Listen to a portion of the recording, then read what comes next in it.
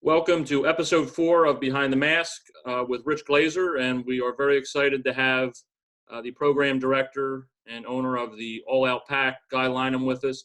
Guy, how are you? Thanks for coming on. Great, John. How are you? Good, man.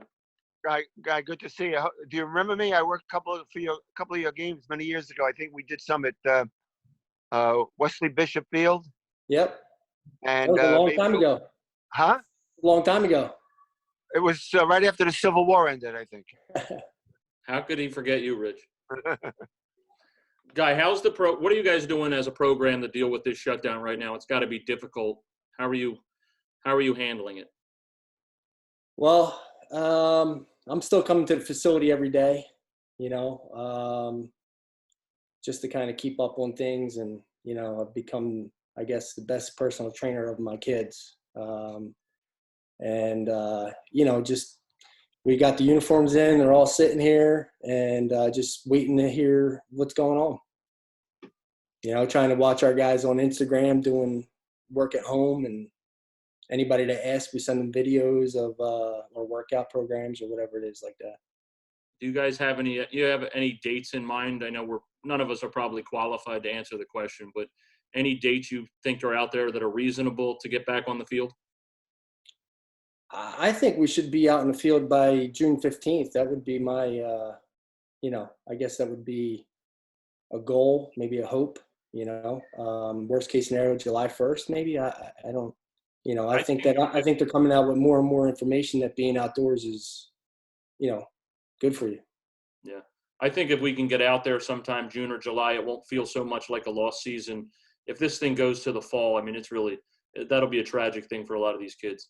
Yeah, plus I feel like if we can play through November, because if you look at the weather in November, it's usually pretty good. I always wind up saying to myself, November is usually better than March, Right? Weather-wise. So why not just play through November? We'll gain a month. And we can play through August. In August, I know for us, is usually like sort of a down month for some reason. True. But, I mean, everybody needs a break. But now we can use August as another full month too, so that'll help. Absolutely. So you take, August and November, you're gaining 2 months pretty much, and you're doing away with March and April, which are crappy months anyway. Right. So I don't know if we'll lose too much. I guess rescheduling tournaments and, with the tournament directors and, our schedules, I guess that's going to be the biggest problem. We've thought about it, but it's so hard to gauge with no start time. Guy, I wanted to ask you, as a baseball coach, do you notice any major difference between the Tri-State Elite Umpires Association umpires who work your games as compared with umpires who come to you from other umpiring organizations? Yeah, I mean, I've reached out to John several times, both good and bad. But that's a positive that you can have that dialogue with John, as being the head of the organization, where, I've reached out to him when guys have done great, and I've reached out to him when guys haven't done so good, and he responds instantly right back to me both ways, and, talks it out. And you can tell that the, Tri-State Elite umpires are better trained than most. They put in more time, they care a little bit. I still wish that we could get by, having umpires do 5 games a day, but I know that that's, it's hard for everybody. It's hard to find good help. We're in the same situation, so I get all that. But yeah, there's no doubt that the Tri-State Elite umpires are much better than everybody else's. And I'm not just saying that because we're here. I tell John that all the time. They're better trained. They willing to talk to you a little bit more for the most part, when you have issues. And I think they understand the game. I think we end up getting a bunch of credibility that, you guys see us out there training with your teams. I think that helps us. You guys see umpires working to get better, and then you see them at Perfect Game or wherever, and that gives some credibility. This guy, cares about trying to get better. I think that's helped us. And, just being open to guys like you who've been around the game. If you're going to give us a real evaluation of an umpire, we would be pretty foolish not to take it and try to use that information to help that particular umpire and then our organization as a whole. Yeah, it's brilliant, man. I mean, you guys have taken this umpire thing around here to a whole nother level, in my opinion. I'm actually surprised that more guys haven't jumped on that model of training and stuff. And, I think that they think you guys are probably so far ahead that they're still behind, in my opinion. I can't imagine that more high school programs are not jumping on board with your umpires. And, I think I heard that maybe you got banned or something like that, or last year. That was craziness to me. I can't imagine that we wouldn't want to just help the game in general. Yeah, at the high school is a complicated issue. There were some issues last year, but I'm the assigner now of the Tri-County Umpires Association, which is a high school group. So, I'm happy to be a part of it and have the controversial stuff behind me. But mostly, I think it's just an effort level issue. I don't know how much effort some of these guys want to put into an organization to get their hands on everybody to train them. But it's a tireless effort, time, getting out there and seeing everybody. So we did have another group that came in here, during our live, and it seemed like you guys are the ones that pushed that, because they felt like maybe they were falling behind a little bit. I'm not sure, but they were, they're good umpires. Those guys that came in here, I've always respected those guys, and it looks like they're even trying to get better, which is awesome. Yeah, I hope everybody is. I want umpiring to improve across the board. But shifting gears a little bit, this probably should have been how I started it, but your little son, Cash Lynam's got quite an Instagram following going on there. He looks like he eats, sleeps, and breathes at the facility. What is he, 3 or 4 years old? He just turned 4 on Sunday. Just turned 4. He had the little parade for him. Have you had to push him at all, or is he just all in on his own?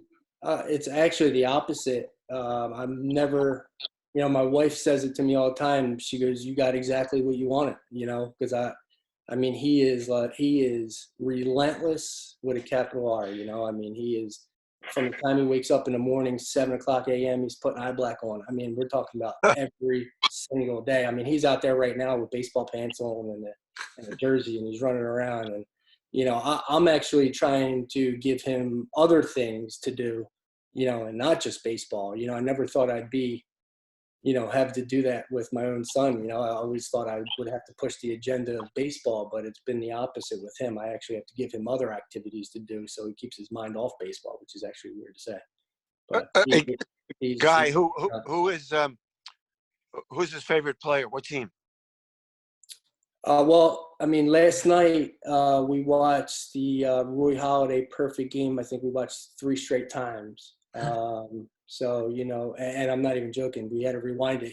We got down to the first out in the 9th inning, and he already wanted me to rewind it. And I said, we're about to miss the best part. We watched this whole game. We're about to miss the best part, and he, literally. So I would have to say the Phillies. He always wears a Mike Trout jersey, though, too. He loves Bryce Harper. He's starting to know who Chase Utley is because my older son had a Chase Utley jersey at his age, so he's been wearing a Chase Utley jersey. So we had to show him on YouTube who Chase Utley was and Roy Halladay, and just trying to give him, a good history of the Phillies and baseball in general. And just by watching the game, he's learning, from what the catcher's position does and the pitcher and, the throwovers and diving plays and, all that stuff. So I'm glad to hear he likes Mike Trout. He's my favorite player. Oh yeah, he loves Mike Trout. Let me ask you a Mike Trout related question. Did you ever see the Mike Trout documentary on MLB Network? I have. Great, isn't it? It's awesome. Yeah. Mike Trout's, just an amazing, not only baseball player, but just a human, Yeah. He's a tremendous role model. Yeah, he's very good. So has little Cash seen that Mike Trout? I don't know if he would, there's a lot of talking and like going through his history and stuff. I'm not sure that he's got that attention level yet. It's hard enough, for him to watch the game without getting up to swing and throw and all that stuff, So, we usually try to do that at night when he's falling asleep is watch the games because he's already in bed. But during the day, it's almost impossible for him to sit down and watch anything. Guy, have you tweaked him at all? Like, have you started instructing at all, or are you just letting him go? No, I think at that age and most ages that I've come to realize is just letting these guys just naturally swing. You know, the only thing that I've ever said to him hitting wise is when he swings and misses, I make it a point to say good swing. You know, this way he knows that swinging and missing is not bad, you know, or it's not failing, you know, so he wants to continue to do it, you know. So now he knows strike one, strike two, and even when strike three, if he swings and misses, he's still ready to jump up there and hit. I think if you do that early, if you downgrade swings and misses and stuff, I don't know if they ever want to swing and missing, then keep going, you know, because they look at that as a failure. Like swinging and missing, like this is an umpiring podcast, but that just kind of fascinated me. Swinging and missing is not failing. I agree with you. But that's kind of like a new school thought process, right? Yeah, I mean, we want to limit the swing and misses. I think that when guys get older and start getting recruited and things, I think one of the downfalls of a lot of guys is they swing and miss a lot. You know, I don't know if we want to swing and miss a lot, you know, but, you know, speaking of like a 4-year-old, you know, I always look at it in terms of if you're constantly making contact with something, you know, sometimes the ball and the impact of the ball hitting the bat, it kind of stops them from fully turning. So I think that sometimes swinging and missing allows them to use more of their muscles, you know, because they're getting a full swing without making contact and having to stop because of the weight of the ball. You know, so I think swing and misses are actually good for younger kids because they're developing all their muscles, you know, at full speed, if you know what I mean. You know, because when the contact of the ball hits the bat, they're naturally going to stop their swing, you know, because of the impact. So swinging and missing, sometimes I try to look at the positive. It's good because he's getting all the way around. He's trying to find his balance and all that stuff. Right. Rich, what do you got for Guy? And I think that, you know, I think that's an important part with the older kids too, is, you know, create an environment of competing where they're swinging and missing, you know. So if you do underhand toss and they're constantly just hitting the ball, and then all of a sudden you go out in the game and they swing and miss, they're not used to that, number one, and they're going to look at that as a failure naturally without even having to think about it, you know. So I think that having them swing and miss and fail in practice is just as important, if not more important, than the actual swings itself. Gotcha. Guy, I was curious to know what does All Out, your program, provide insofar as helping your players to attract college baseball scholarships and or interest from Major League Scouts? So that's I think that is one of the things that people don't truly understand is the amount of time put into getting our guys recruited and you know, being seen. And you know, without the communication to colleges, you know, Diamond Nation has done an unbelievable job of providing a platform and a stage for these guys to get on, you know. But it has to go further than that. You know, if you go out and play at a game, these guys aren't just going to randomly just show up because there's so many options out there, you know. So we have to reach out to the schools. We have to send their schedules. We have to first get the schedules from the players. We got to find out what schools that they like first and foremost. So we always have them put the schools in the 3 categories: dream school, realistic, and fallback. They'll be the 3 categories. And you know, we'll do our best to narrow it down, talk it through. You know, some guys want to go as far as with the major or with the school offers. Some guys, you know, of the level of baseball, of the amount of baseball they play and practice. You know, I think there's so many scenarios that these kids need to be guided and the parents to be able to make the right choices for their kids. So we're always doing behind the scenes. Like I have meetings with parents all the time, one-on-one, and I think that that's the best way to navigate through the recruiting process is just first have them have an understanding of what they're about to get into, and where we see their kid fit, and then going from there. And then it's our job to reach out to the coaches, send their schedules, get them out, hold camps, hold individual workouts, you know, and then once that happens, then the interest level, then we kind of play like the middleman between, you know, if they're young, trying to get these guys to contact them and all, you know, there's a bunch of different stuff that goes into play. So me personally, I would say that I spend actually more time, believe it or not, talking to college coaches and stuff than I actually do on the field. Guy, let me ask you a hypothetical. Vanderbilt, of course, you know, has a great program, one of the best in the country. What do you do if you have a kid in your program who says, Coach Lynam, I want to go to Vanderbilt, and in your heart, you know this kid's not Vanderbilt material? What do I you do? tell them that, I want to go to Vanderbilt too. Who doesn't want to go to Vanderbilt? Everybody wants the prom queen, but the prom queen doesn't want everybody. That's the way I explain it to them.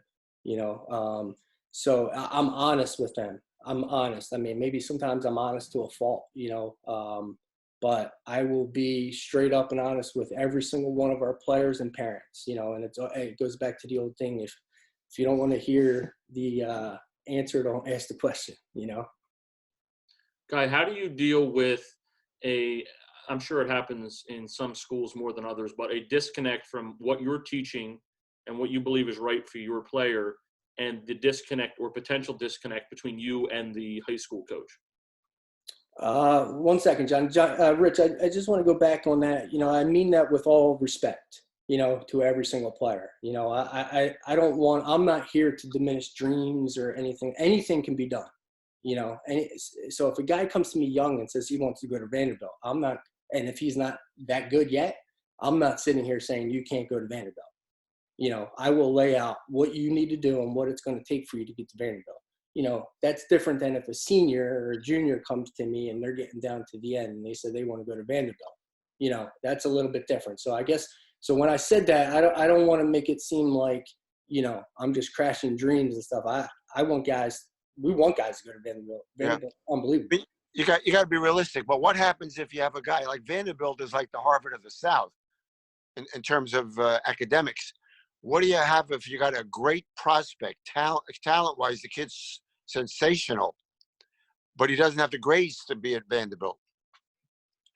Well, it depends on what age again. But, I mean, if we're getting down to that junior-senior age where it's getting, in the later form, I mean, Vanderbilt's kind of like the Ivy League, of schools, Yeah. So, I mean, that's where we start first and foremost. We start with the academics first and foremost. Give me your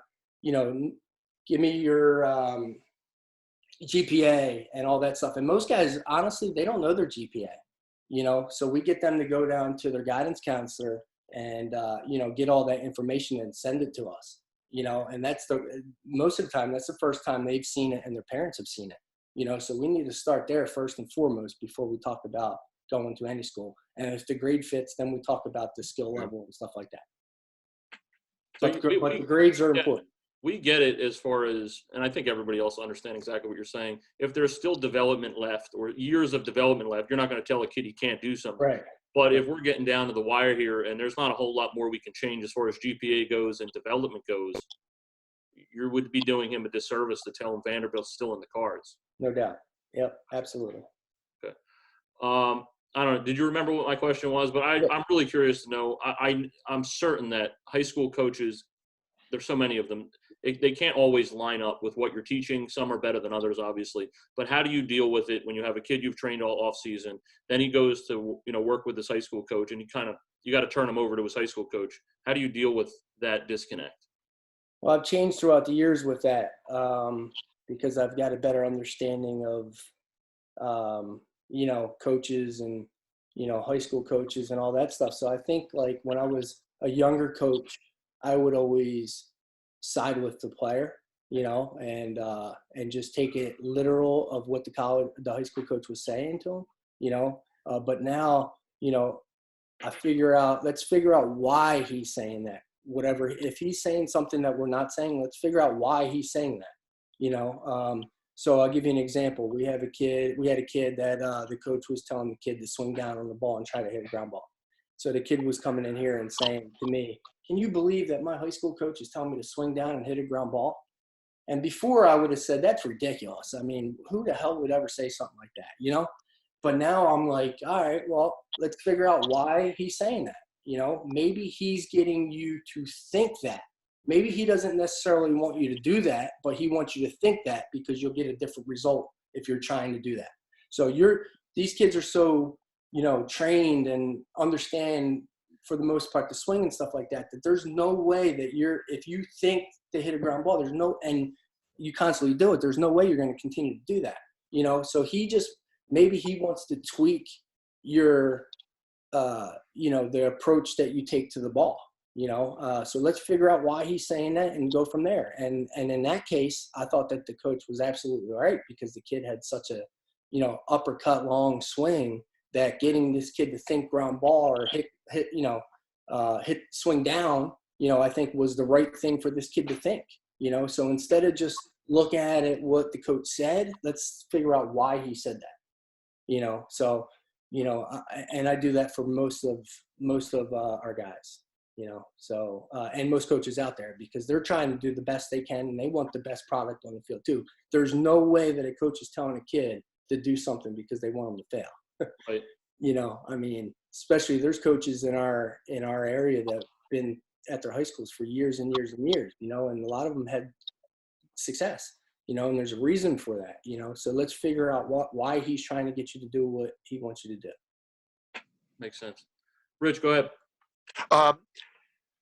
Speaking of high schools, have you ever given thought or entertained the idea of going high school or a higher level job? Yes, I have. But you know, Rich, I've spent a lot of time around kids, you know, other kids, you know. So I feel like my son is 12, and, you know, throughout the last couple of years, I mean, if I took one of these jobs, or if I tried to go after a high school job right now or a college job, it would take me away from spending time with my own son, you know. So there's no way that when he becomes, you know, older, that I could look at him and say, hey, I've spent so much time with all these other kids, but I haven't spent time with you, you know. So that's a major thing. And the reason why I've never gotten into high school or college baseball yet is because I have my own kids that I want to spend time with now, you know. So I feel like that, and you know, I'm still training tons of other kids and stuff, but my son is always in the mix there, and he's always, you know, right at the top of my thoughts when it comes to training players, you know. So if I went to a college or high school, I'd spend so much other time away from him that I just wouldn't feel right to me. I like your answer. Nice. You know, obviously the timing for this shutdown and the pandemic couldn't be worse for a whole host of other reasons. But we, as an organization, just came to an agreement a couple of months ago with you guys to service all of your travel baseball teams, all of your scheduled tournaments.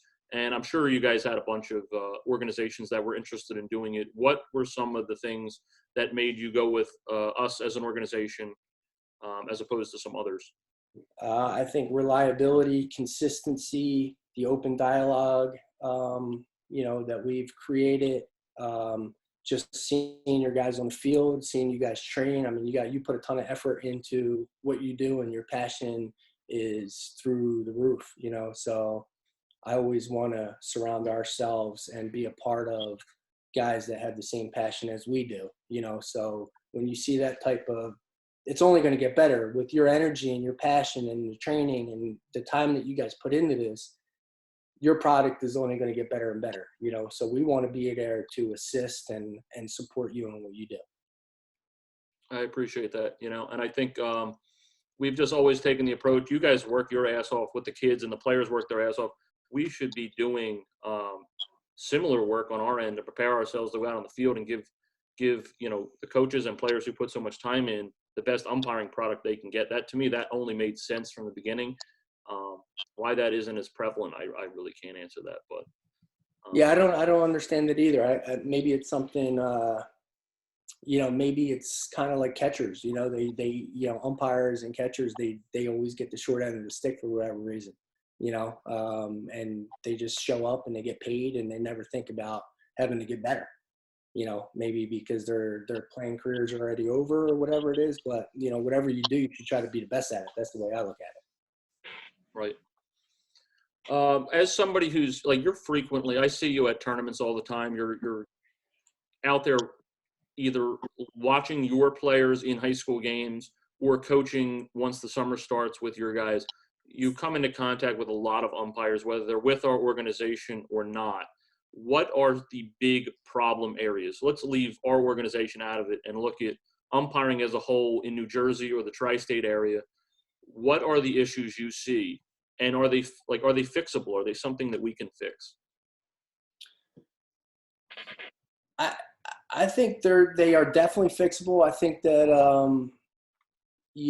I think that the want to is a big factor. What's the reason you're out there? I think that's huge. I don't know, but I think if they did more training, like you said and stuff, they would take pride in what they do.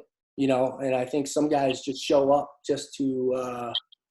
I hate to say it, but maybe just get paid. I'm not real sure. Why else would they be out there? Because some of these calls and some of the effort that I put in, that these guys put in, is just, it's crazy. But there's some good umpires out there, some really good umpires. And I can tell that they really care for what they're doing and they're in the moment. But I would say that understanding the strike zone, I think, is huge. And being consistent.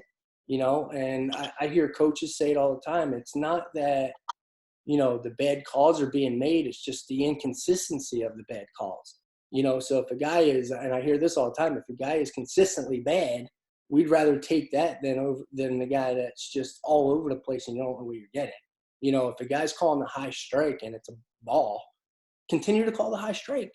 This way we know what kind of, where we can adjust. We'll make adjustments. But if we don't know where it is, high in, low, or away, we don't know what that guy's calling that day. And if he's just so inconsistent, it makes it tough on everybody. And then you start hearing the chirping, and then that goes into a whole other thing, because some guys can't handle any kind of chirping or any kind of constructive criticism or anything like that.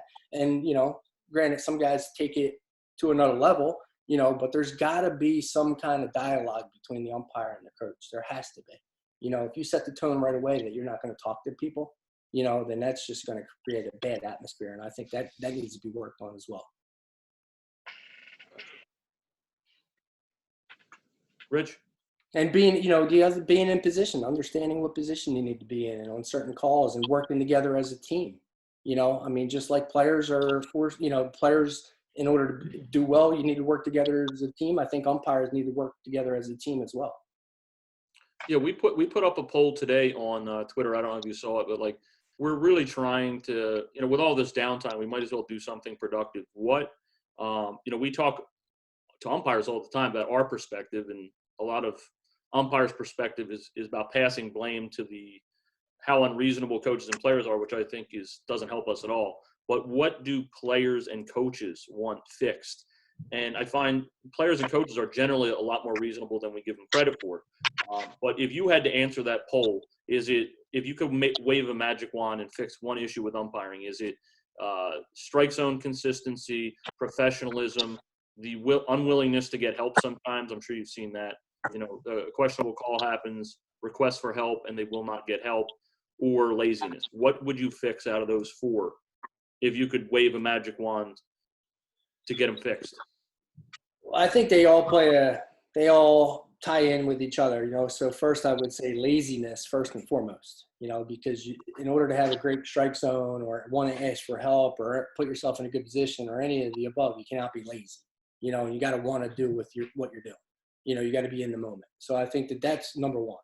Number two would be the strike zone, and I think that they play, hand in hand, and I asking for help and all that stuff. I haven't had too many issues with asking for help or, stuff like that. I've had more of an issue with not being in the right position and strike zone and laziness, Gotcha. We put out a Instagram link for people to submit questions. So we had a bunch come in from the time I put that out to now. So we'll read them all verbatim to you, and you can answer them however you want. Rich, why don't you give them the first one? Okay, Guy, this is coming in from Carl from East Greenwich, or Greenwich. There is so much craziness in the hitting instruction world. Can you give us some real info on what I should be teaching my son? Well, that is, well, first of all, it depends on what age he is, and if I was a person that didn't truly understand hitting, I would just let him swing, just let him swing, let him swing. And I know that's difficult as a parent and as a father to just sit back and watch your kid do some things that you might perceive wrong, but there's reasons why he's doing those wrong things. And, I think a lot of it has to do with strength, so if you look at, this is going to get off topic a little bit, but if you look at I think that we have it wrong in America. I think that we want to develop skills first and then strength second. And if you look at the skill set of most kids, anything that they need to fix requires strength. So you're kind of fighting it's just a battle that shouldn't be fought. So I would say that there's a lot of strength that needs to be put into the skill work, and I think that once you gain the strength, I think that it will automatically fix itself. Because the kid's not trying to fail, or he's not trying to do wrong. He's just trying to swing. So I think that some of the instruction that we give could be more harmful than good. Like turning the back foot and stuff like that. Like constantly harping on guys turning their back foot. Like, what does that mean? Turn your back foot. Like, I'm not hitting the ball with my foot. So like when you say turn your back foot, there's a reason why that kid's not turning his back foot. And maybe there's a good reason for that. Maybe that's his way of anchoring into the ground.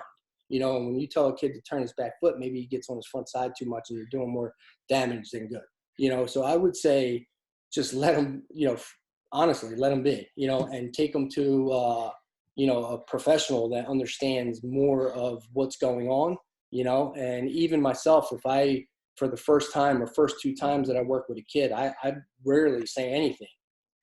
I just let kids be themselves and I figure out why certain things are happening.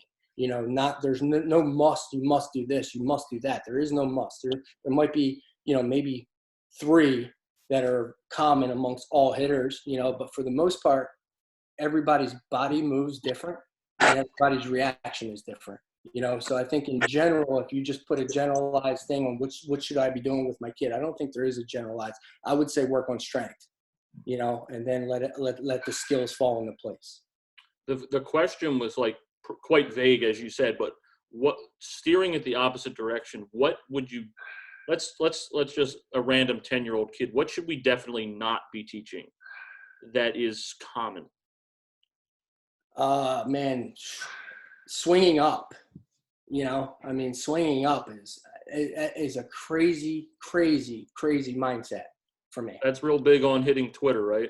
Yeah. Well, yeah, I guess. I see a lot of guys saying hit the top of the cage and all that stuff. I agree with that stuff, but there's a way to go about it. And you got to remember what you say to a 10-year-old, they're going to take that literal, so sometimes when you're trying to get these guys to swing up, their barrel is going to get stuck behind them and you're going to do more damage than good.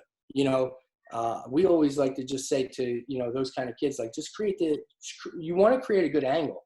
There's no doubt about it, but create a good angle out front, not in the back, because we see so many times with the younger kids, especially when it comes down to strength, that their barrels are just dragging and getting behind them. And then you're telling a kid to swing up. He's already swinging up. Right. That's probably part of the problem. That's why he's missing the ball. We have to get a little bit shorter to the baseball and a little bit more direct, I would say. So when you're working with a 10-year-old kid, just being direct to the ball, be direct, and that's what I would say to a 10-year-old kid is just be short and direct to the ball with a compact swing. Gotcha. Rich, I'm going to take, unless you got a follow up for that, I'll take question 3, Rich, and you seem to be better at this sort of hostile question. So you can do question 2 for Guy. You have a follow-up for him? I wanted to ask as a part of the that last answer, what do you do when you're dealing with a young kid who has a tendency to be afraid of getting hit with the pitch? How do you overcome that? Well, I'll ask him.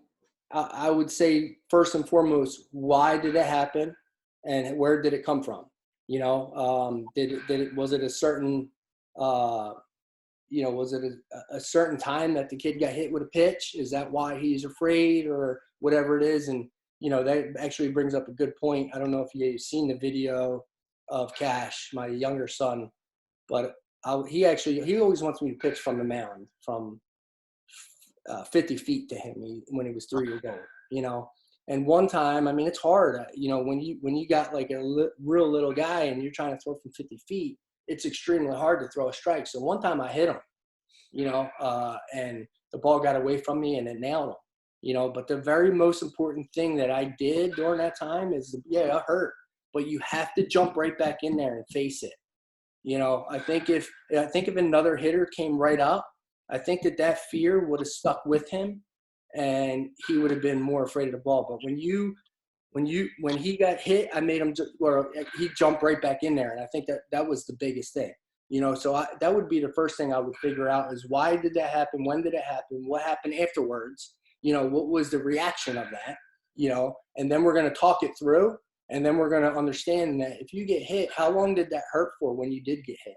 Yeah. And if you get hit again, it's only going to hurt for 30 more seconds. Yeah. And then I would say to a younger kid is look how small this ball is and look how big you are. Yeah. So you're letting that little thing take control of you or being afraid of that little ball, and try to put it in context like that. So basically you got to get him up on the horse again. Get him right back up there, man. Yeah. Get him right back up there. If you crash your bike, the last thing you want to do is go put your bike away. Get right back on the bike and ride it again. Guy, before, we have a little bit more to go, but before we leave, is there any chance you can bring him in from the other room and put him on? I've enjoyed hearing about him. I have I had young daughters. They're married mothers with children themselves, but I'm very fascinated by little kids. And I used to be a coach myself back in the day. So, I mean, if it's convenient, I would love to see what he looks like. Yeah, he's a little, he might get a little shy right away. But, yeah, I'll try. Give me 1 second. All right. We got another special guest. Come here, buddy. Is that okay, John? Yeah. Here, come on. See if you guys want to say hi to you real quick. Here, put your nugget down. Here, talk to these guys real quick. This is Cash right here. Hey, Cash. This is the first day, I think, that he hasn't had his eye black on in forever. I don't understand, right? Yo, Cash, do you know who I am? I'm the first umpire who ever followed you on Instagram. He said, yeah. That's Mr. Gallante. He's an umpire. Baseball umpire. What game were we watching last night? The Phillies. Hey, Cash, how you doing? Cash, my name is Rich. Say hi, Rick. Hi. How you doing, bud? Your daddy tells me you're a great baseball player. Mm-hmm. Are you really good? Yeah. Did you ever hear of Mike Trout? Did you ever watch Mike Trout on television? I think he's tired of you, Rich. Look what jersey he has on right now. Look. Manning. Oh, my goodness. Eli, is he a Giant fan? And he's got his baseball pants on, too. Look. Oh, he's covering all the bases. Yeah. Is he a Giant fan? No, he's an Eagles fan. So how come he's got a Manning shirt on? Well, it's a throwback. We thought it was pretty cool. When okay. It's Peyton Manning. So wait, I got to get back to Mike Trout there, Cash. Hold him up a little higher. Look at Here we go. Cash, did you ever see Mike Trout, the baseball player, on television? You got to talk. Talk loud. How's he look? Do you know what his number is? What number is he? 27? Cash, you can stay there. Well, we got a couple more questions for your dad. Here, you want to get back to play? You go play. He's going to go play. All right, brother. Thanks for coming on. It was the highlight of our show.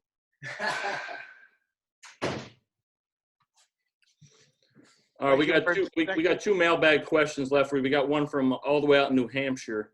A guy named Alex from New Hampshire. How does a baseball guy who's been around the game for so long tell if he has a real umpire or not? I'm assuming by real umpire, he means somebody who's a quality umpire. What are some things that you quickly can figure out? What are right from ground rules? Yeah, you know? We tell our guys that all the time. What are your observations at ground rules? Just how into it they are. You know, if they're saying, hey, let's just play, you guys know the ground rules, or, you know, I had one guy honestly tell me that the national championship football game was on later on, so we got to hurry this up, like ground rules. Right. You know, I mean, basically, if you break it down, we're paying almost $400 a game per team, and this guy's telling me that he wants to get home and watch the national football game. You know, I mean, maybe you do. That's great. All right, but to say that out loud at a ground rules, I mean, that's just it's terrible. That's tacky. It's right. So you know, I think Very, that for, very bad. like Very bad. everybody always says, first impressions are huge. You know, Yeah. first impressions of the day are huge. So when you're, you know, my first impression of an umpire is when he walks through the gate, you know, when he goes to set his jug down or whatever, and he walks by you and I say hello. If he says hello, you know, we're going to have a good day today. You know, if he just is ignorant, doesn't even act like I said anything to him, and then we go to ground rules and he doesn't say anything. I mean, sometimes I'm not the most personable guy either. I mean, you know, I'm always thinking a million different things. So sometimes when, you know, I'm out there, I look like I'm unapproachable, but just because I got a million things going on in my head, it doesn't mean that I'm unapproachable, you know. But when somebody comes up and talk to them. When, you know, and when you're at ground rules, you know, going over the actual ground rules and what we're there for and explaining the run rules and stuff like that, you know, that tells me whether you're into it or not. I mean, Yeah, there's one thing. and the other thing is too is the stopwatch. You know, if these guys had their watch out right away, you know, and one of the first things they say to us is, as soon as we break this meeting, this time's going to start. That's a bad start to the day, bad start to the game, in my opinion. You know, that tells me that we're rushing to get out of here. Yeah. Well, it's very important for us to understand the mindset of coaches. And you guys, I mean, without bashing anybody, you guys already think most travel umpires are out there to get out of there quickly, speed the game along, get their 50, 60, whatever the game costs, and get moving. Anything we do that confirms that thought for you is a disaster for us. Yeah, no doubt. And again, you know, you guys asked me about the Tri-State Elite and why I like you guys and the organization and stuff. And, you know, I mean, this just sums it up right here, is being able to have this dialogue. And you guys you're going to get your best information from the guys that are on the field on the other side, you know. And I think that you know, clearly understand that. And that's why you guys are going to are great at what you do. Yeah. Well, Sorry, Rich. Last thing on that is, you know, it was always common sense to me that the coaches and the players can give us some insight into our own issues, as opposed to always looking at a coach's either criticism or a player's criticism of an umpire as biased or unreasonable, or sort of because something went against them, they want to be unreasonable. That's always, to me, there's been a disconnect there. Me and you are not enemies. Like, we're both in this game together to try to get the best product out there. And I just think that's nationwide and certainly in our region, we've got to just get better at that. And I think that the know-it-all factor plays a huge role into this. You know, I learn baseball every single day, more about the game every single day. I mean, literally every single day, you know. And sometimes I learn more from the younger kids than I do the older kids, because there's so many different things that happen during a younger kid's game that I've never seen before, you know, and different rules come up and stuff like that. And I think that you need to be open-minded. And I think the same thing goes with umpires as well. You know, it's just being open-minded and understand that we're all here to get better and we're all here for the same reasons, you know. And you're not, you coming across like a know-it-all, like you know everything, is not a good thing. Same thing for me too. You know, I think that especially when I was younger, I probably had a huge tendency to come across like I was a know-it-all, you know, because at one time I thought I was. I mean, you know, hey, you know, it's easy to think that you know everything about baseball, you know, until it smacks you in the face, you know. Yeah. And I think that, you know, the more you're around kids and the higher level you see play and the higher level you've played, I think that the more of that, you know, comes out, you know, that you're still learning and you got to be open to learn, you know. You know, I think it's very important, and you hit on it. More umpires should go out on the field understanding their business relationship. You're our customer, and we should be treating you as a customer. Because if for some reason our attitude dissuades you from hiring us, and this happens too often, you have no customers. If you have no customers, you have no business. Yeah, you know, one of the best ways I've become you know, when I was younger, when I became a better coach and when I become a better player, was watching other guys do it. So I don't know how many times that an umpires actually went to another game and watched umpires and try to learn from them, both good and bad. I think that plays a big factor into this too, as I think that umpires do so many games that when their last game's over, or in between games they're doing so many other things, or they want to get right out of there, that they're not open to watch other umpires do their thing. And if I was stubborn enough to watch other coaches coach, then I wouldn't be near the coach I am today, because I've learned so many different things from other coaches. And I think you can do the same thing as umpire too. We use that same policy within our own organization because, we have, say, 3 really elite umpires in our group, besides John, Jerry Wilgus, and Kurt Widener. And as part of our training, the rank and file are invited to come out and watch those guys do a game, see how they operate on the field, see how they handle their mechanics and communicate. So that's something that it's a very important part of our training to see guys like John and Kurt and Wilgus out there. Yeah, I mean, what you'll realize is those guys will make mistakes too. Which and how you handle those mistakes and go about them, I think it defines on what kind of person you are, and how you'll get better. The guys that make mistakes and don't own up to it are the guys that I believe that fail. And I think same goes with players too. If they're always looking at constructive criticism as a negative thing, then I don't think that they're ever going to expand and get better. I think the key to success in anything is if you act like a sponge, there are a lot of people around you who can make you smarter. There's no question about it. No question. Speaking of smarter, we got one more question Before you ask that question, I was going to say we've went like 2 weeks without like a brutal question towards me, so it's helpful to get back on this. I don't know how to even describe this question, but go ahead, Rich. All right, this came in, believe it or not. How do you feel when incoming messages or emails refer to you, John Gallante, as? Wait, Rich, that's not for Guy. Oh, no, wait. No, Guy has the number 2 submitted question. It's a Bob from Carney's Point. Oh, okay. All right. I'm sorry. My bad. Got my notes shuffled. Guy, this question is still from the mailbag. This is Bob from Carney's Point, New Jersey. These guys constantly talk about being the best umpiring organization in the New Jersey area. Can you give us the truth on this? Are they actually superior to other umpires, or are they actually the same with more aggressive social media presence? Well, I mean, I think that they're better because they do more training, and I think that, listen, just like any program or any team or anything, I mean, you could always find negatives about different programs,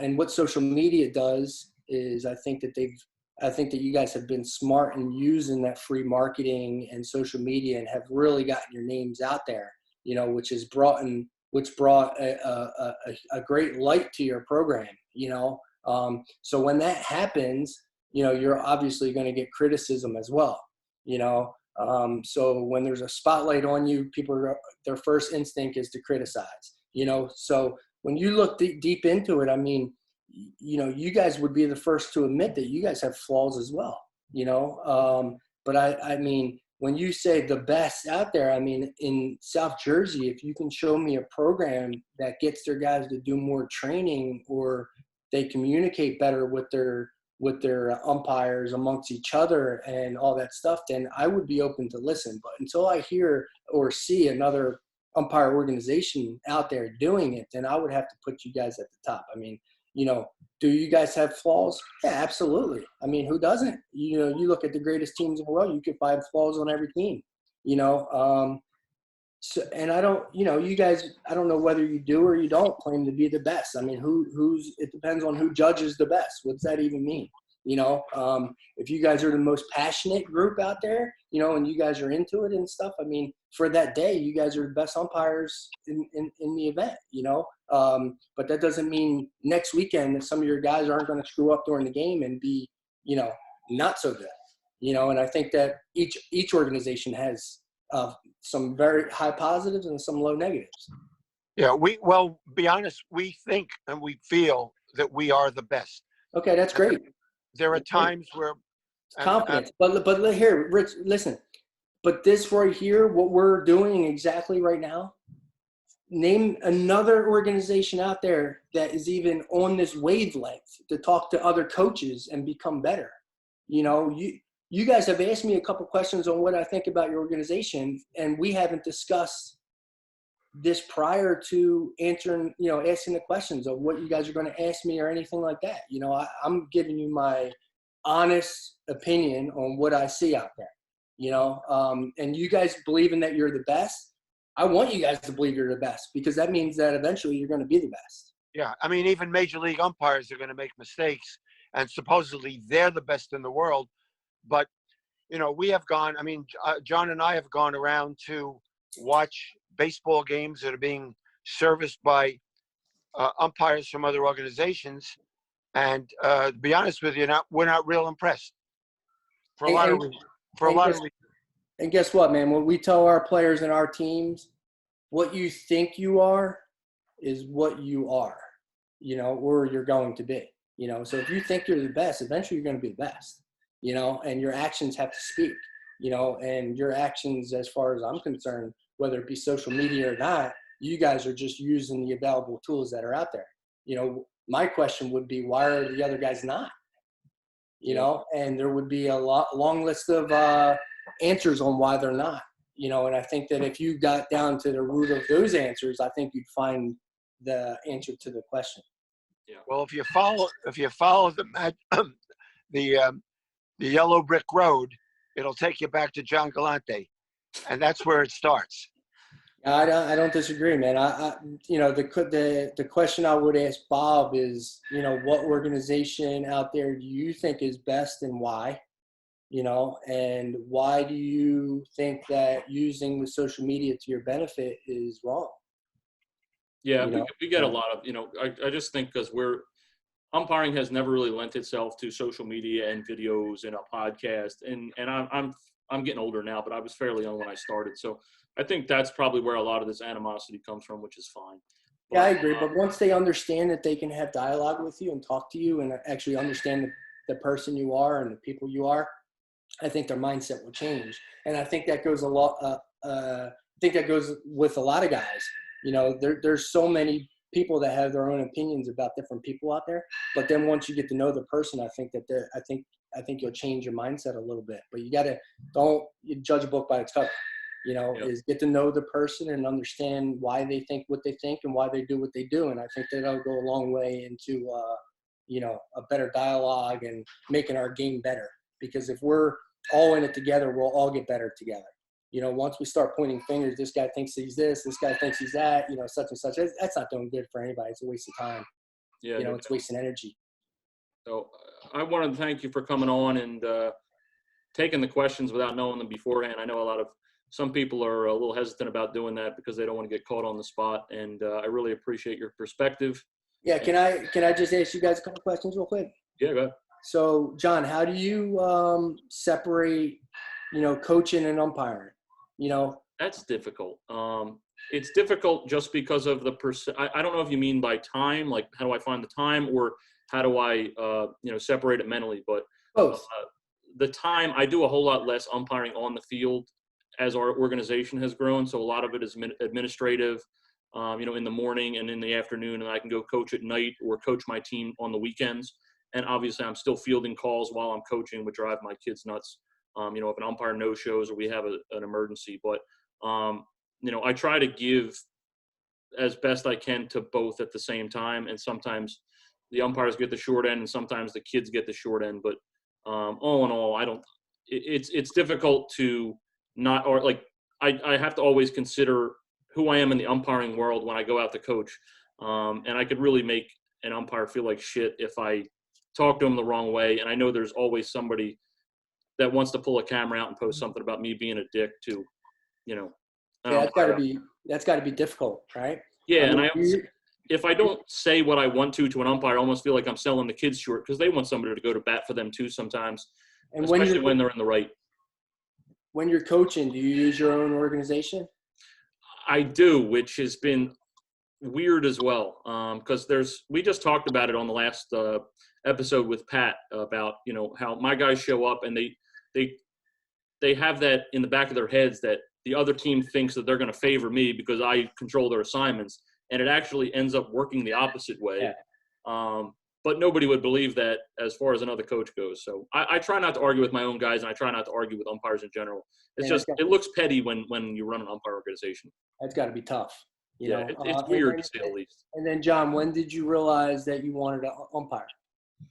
I realized I wanted to umpire when I didn't want to work a 9-to-5 job at like 21 years old, and I could make $50 an hour or $35 an hour cash doing something that I really enjoyed being around. And then What made you start the organization? Yeah, well, I got to give a credit to Tim Nemec, because Tim Nemec runs the TSE Baseball League, and at the time had a small group of guys that were umpiring together.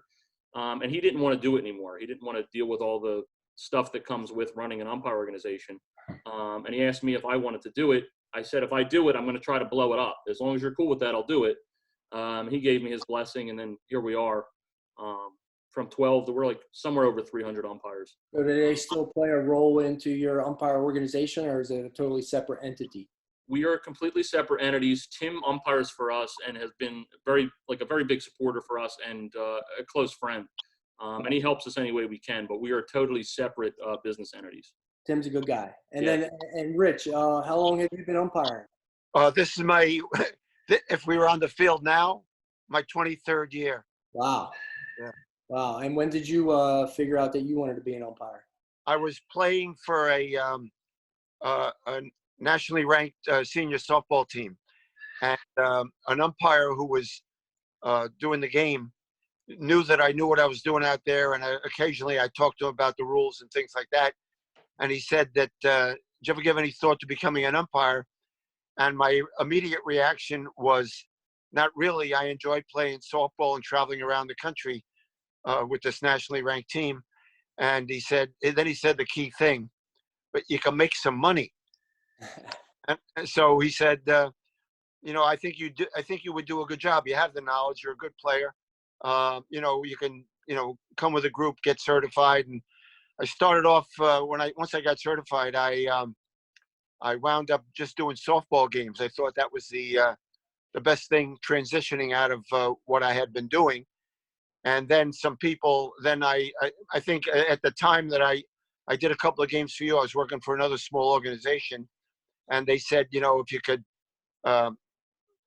do some baseball, you'd wind up getting a lot more assignments. And then probably the best thing that ever happened to me in my world, I actually had done some games for Tim Nemec. He was the tournament director for a couple of games that I was going to. And one thing led to another. I don't remember exactly what it was, but he put me in touch with a fellow named John Gallante. So Tim Nemec connected you guys. That was my next question. Tim Nemec gave me John Galante's phone number. And he said, John Gallante. And how long ago was that?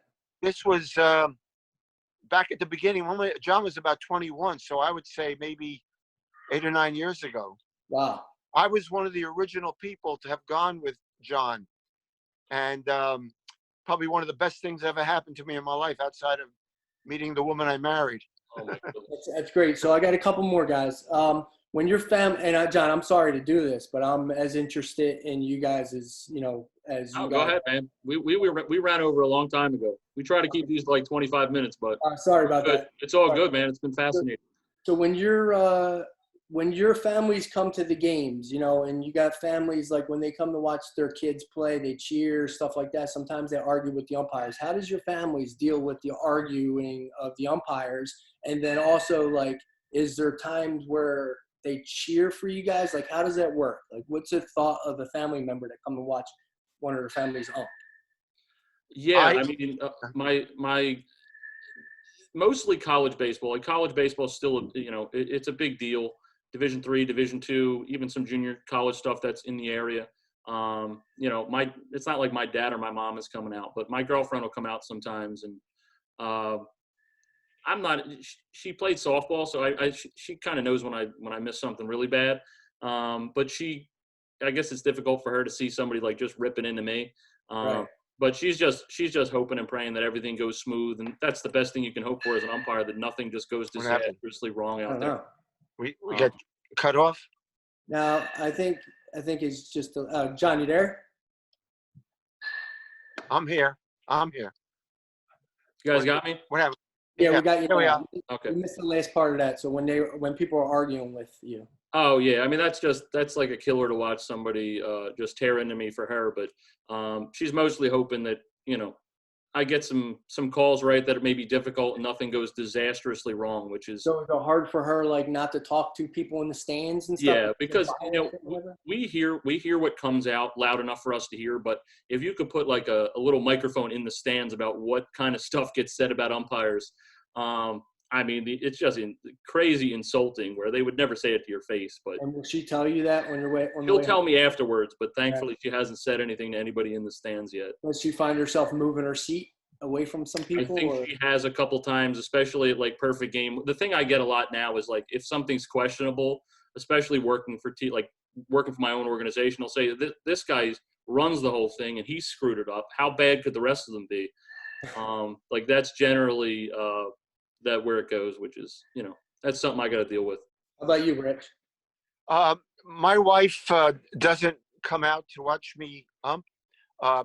She views this as a job, and I'm working. Okay. And it's the same thing as if she wouldn't follow me to if I had an office somewhere in Philadelphia, to come and sit next to me and watch me work. But she, when I was traveling around with this national team for 20 years, periodically, if it was a good location, she'd come. Like Phoenix, Arizona, Fort Myers, Florida. Like a vacation. Yeah, So have you guys put any thought into getting into softball, or do you already do softball? We're already in softball. I mean, my forte personally is not softball. I only umpire baseball, but we've got a lot of qualified people like Jerry Wilgus who are really good in the softball instruction side. We do cover a lot of softball, just not nearly as much baseball. Okay, because I hear we cover softball for GSA. I hear a lot of umpires say sometimes they'd rather do softball games than baseball games because they're quicker. Yeah, which always strikes me as a bad umpire because, like, if you're in it for how long the game is, then you're probably not that good. Right, I agree. I don't umpire softball because I never played it and I don't have a passion for it. So that should be the answer. And I got two more, guys. What is the best umpires gear out there that you guys have found? And are you sponsored by any umpire gear or anything like that? Rich, you want to take that first? I've worn some, I guess, Adams. I don't pay too much attention to the manufacturer of the brand. Adams, I think that's a brand, one of the brands. Okay. I would imagine that umpire gear is huge, right? I mean, especially like, have you found like some of the masks are better than others and stuff? Yeah, I always, when I work the plate, I don't work the plate anymore. I'm strictly on the bases now. But when I was working the plate, I preferred the full helmet, like the hockey mask. Mm-hmm. But and it's a good thing. I like the fact that it was closed at the top and closed on the sides. So I really felt I was inside a real shell. Although it does, you do feel it when you get hit on straight ahead with a baseball. So when we hear all that stuff that happened with the Astros and all that stuff, and like, I think they're going to come up with better technology on relaying signs, or at least hope they do. Would you guys ever be interested in having an earpiece where you guys can communicate to each other through a microphone? Are you referring to this new technology about the robo umpires? No. I'm just talking about, communication between the field umpires and the home plate umpire, maybe having a microphone where you guys can speak to each other in the earpiece or anything, or would that be beneficial to umpires, or would that take away from? Well, we believe it or not, Guy, we can really communicate with each other very well without actually ever saying a word. Oh, okay. Yeah. I mean, we're real good. I mean, the training that John gives us as far as, hand signals, mechanics, where to be on the field, we can play the whole game without ever speaking a single word to each other and knowing what each of us is responsible for and what each of us is supposed to do. Gotcha. And when each of us knows to watch the other guy's back or vice versa. So Gotcha. it's all, it just comes with experience. And, like I say, I could be on the field the whole 2.5, 3 hours with John, never say a word to him. And then what do you think about what is the biggest aspect of an umpire when he's doing a game by himself? You see a lot of that on the younger field. It's a one-man crew technically. What are the biggest ways that a guy can do a great job being a one-man crew? Well, the difference between 2-man and 1-man is just effort. I mean, you're going to have to give double the effort to get where you're supposed to be. Hold on, buddy.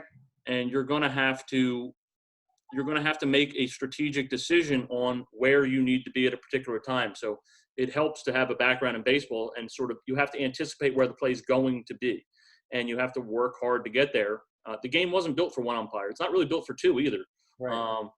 It's built for four. So you're going to have to do the job of 4 umpires, and you're going to have to do your best to work as hard as you can to get where you're supposed to be and give off the impression constantly that you are into the game and you want to get to where you need to be. Because I think that probably comes from a place of umpires making calls from behind the plate at second base and third base, and just chalking it up to that's the best they can do. And then what about do guys get paid more when they do one-man crew? They get paid less, but the games are shorter. So like they generally a 12-year-old game where one umpire, they get paid $60, and then a 2-man crew will get paid $55 or $60 for both of them. So generally you're getting paid less overall, but the game is probably shorter and you're also probably working harder. So like to me, 12-year-old baseball is a difficult age to umpire. Those kids are good, and that field is small. And it's fast. It's very fast. Yeah, Guy, I wanted to just address because I've been in some one-man games back in the day when I was working the plate. I mean, if you hustle and the teams see that, the coaches see that you're hustling, I mean, I'm not going to beat a runner who's going from first to second. But if I come out and get as close as I can up the field near the pitcher's mound, close enough to make a reasonably good call without giving myself up for the play at first, they're impressed. Mm-hmm. I'm not going to beat the guy all the way down to the base and Right. be 5, 6 feet as if I were a base umpire in the field. But if I'm hustling and they see it and they know I'm working, they'll respect your work. I agree with that 100%. And then the last question I have is, what could catchers do a better job of to make the home plate umpire's job easier? Protect the umpire. Protect the umpire. Love it. It's important to have a relationship, especially at the higher levels. Don't go into a game looking at the plate umpire as an enemy. Like we are really, and this, I'm sure there's some guys that just don't give a shit, but most of us desperately want to get the pitch right. Yeah. So not immediately selling us out, to your coach, maybe when we miss something that's close, and sort of being a liaison between coach and umpire for us. At least it's somebody on the field that's not completely against us, or we feel that way. And I'm not here to get into the skills of the catcher. Obviously, a better receiver is going to help me call, the game better. And when you say better receiver, is that seeing the glove, or does it, like, how some guys are getting down on one knee now, being able to present the ball, on the lower pitch a little bit better? Like, do you think that helps guys, or like one knee? It definitely helps. It helps you guys get the low part of the zone, especially what they're doing with the gloves on the ground now and bringing it up. But the more movement of the glove, it makes it really difficult to call a strike, especially at the higher levels. Even if the pitch was a strike and we see this movement, everybody else sees the movement too, and everyone else can only assume the pitch was off the plate and got pulled in, or it got pulled from below the bottom of the zone to the zone, and you're going to lose pitches that way, just because at the higher levels, I mean, you're really going to hear a ton of stuff with the glove moving up and down, and you're still grabbing it as a strike. And for the younger guys, would you say that, do you ever talk about 1 or 2 balls off of the plate is a strike? Like, what would be your general thing to a younger umpire, like umpiring a 10-year-old, 11-year-old game? Like, would you say give the ball 2 balls off the plate, 1 ball off the plate, or are you saying, hey, it's got to be over the plate?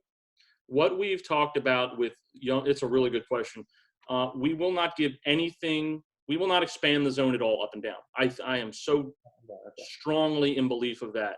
We should not be calling that standard Little League strike where it bounces. Like that's a joke. We should not be expanding at all top and bottom. I think we can venture out, in and out, the younger they go, and frankly, the lower the skill level is. If we have kids who have trouble throwing strikes, if you have a feel for the game, I have no problem with you expanding in and out at the lower levels.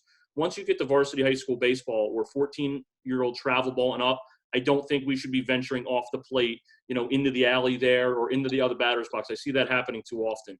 When you say expanding the plate, what would you say in general?